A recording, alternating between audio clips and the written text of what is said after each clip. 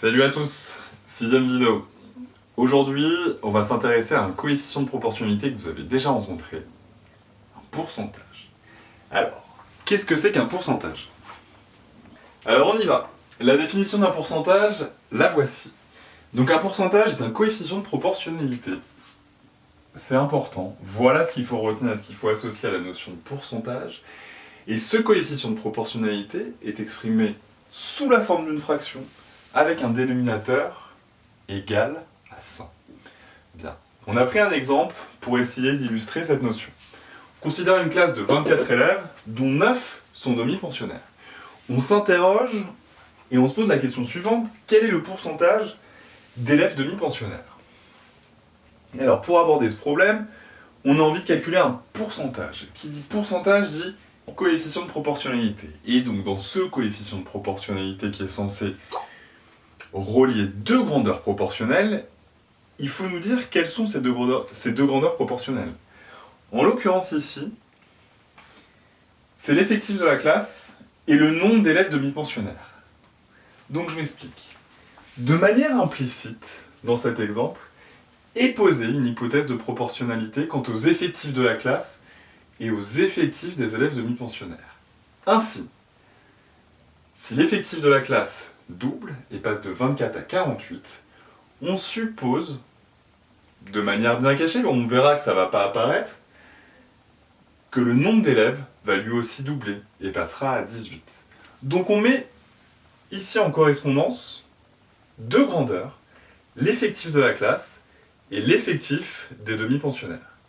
Et ce faisant, ayant posé une hypothèse de proportionnalité, on va être à même, en associant le tableau de proportionnalité, de calculer le pourcentage d'élèves demi-pensionnaires. Et on le verra, ce problème s'assimile en fait au calcul d'une quatrième proportionnelle égale à 100. Je vais vous faire le tableau.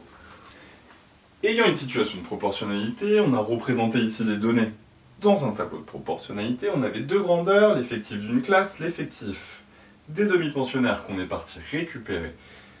Dans cet exemple, on l'a indiqué ici, on a 24 élèves, dont 9 demi-pensionnaires. Ici, on veut calculer un pourcentage. Un pourcentage, c'est un coefficient de proportionnalité. En l'occurrence, ce pourcentage concerne le nombre de demi-pensionnaires. Ici, le coefficient de proportionnalité que je vais calculer, c'est le coefficient permettant de passer de l'effectif d'une classe à l'effectif des demi-pensionnaires.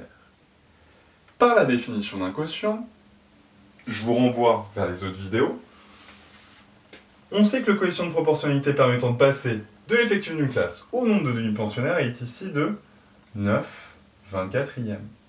On a ici bien un coefficient de proportionnalité, mais dont le dénominateur est 24, et il ne vaut pas 100, comme on le voulait ici.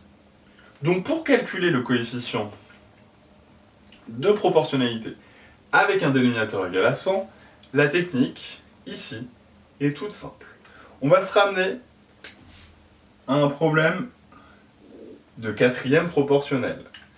La quatrième proportionnelle, donc l'inconnu, le nombre que je ne connais pas, est ici le pourcentage de demi-pensionnaires. Je vais donc laisser cette case vide. L'autre case, je vais toujours lui affecter un 100. Une fois que c'est fait, il me suffira de lui appliquer le coefficient de proportionnalité que j'ai calculé. En l'occurrence, le 9/24e.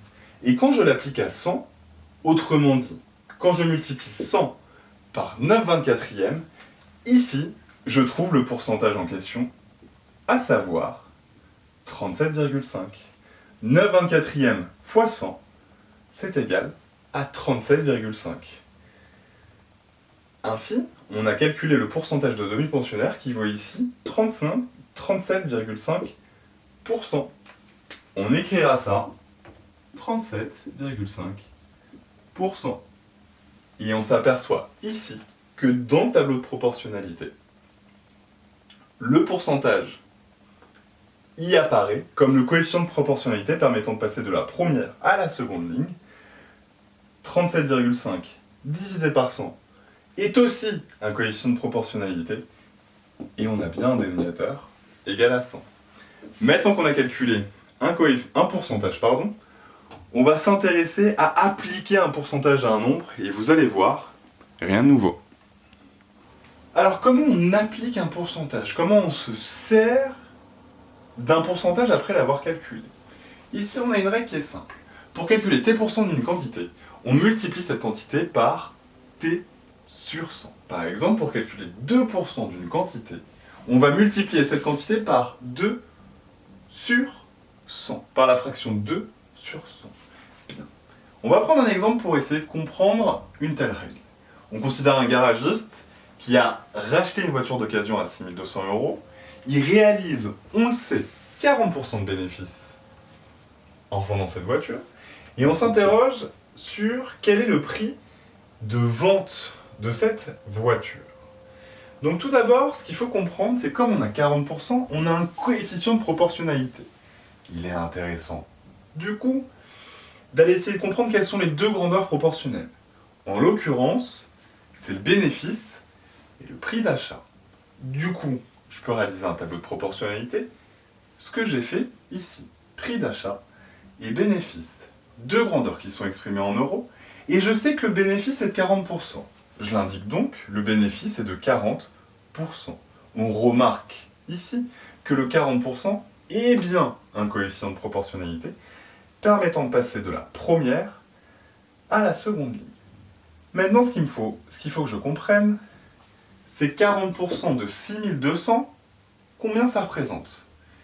Ici, j'ai un tableau de proportionnalité, je dispose de 3 valeurs, une quatrième est manquante, c'est toujours le même problème, le problème de la quatrième proportionnelle. Il me suffit d'appliquer aux 6200 les 40% qui représentent le coefficient de proportionnalité. Si je fais ça, je m'aperçois que le bénéfice associé aux 6200 est de 40% fois 6200. Cette quantité est égale à 2480. Aussi, si le garagiste réalise un bénéfice de 2480 et qu'il a acheté 6200 la voiture initialement, en ajoutant ces deux quantités, je suis capable de comprendre le prix de vente ou le prix de revente effectué par le garagiste. En l'occurrence, 6200 plus 2480, ça nous fait 6000, 8680. Et voilà comment on peut appliquer un pourcentage. Voilà, c'est la fin de cette 6e vidéo. Je vous dis à bientôt pour une 7e et dernière vidéo. On parlera d'un autre coefficient de proportionnalité bien connu, l'échelle. Mais je vous laisse digérer ce cours-là. Ciao et à bientôt.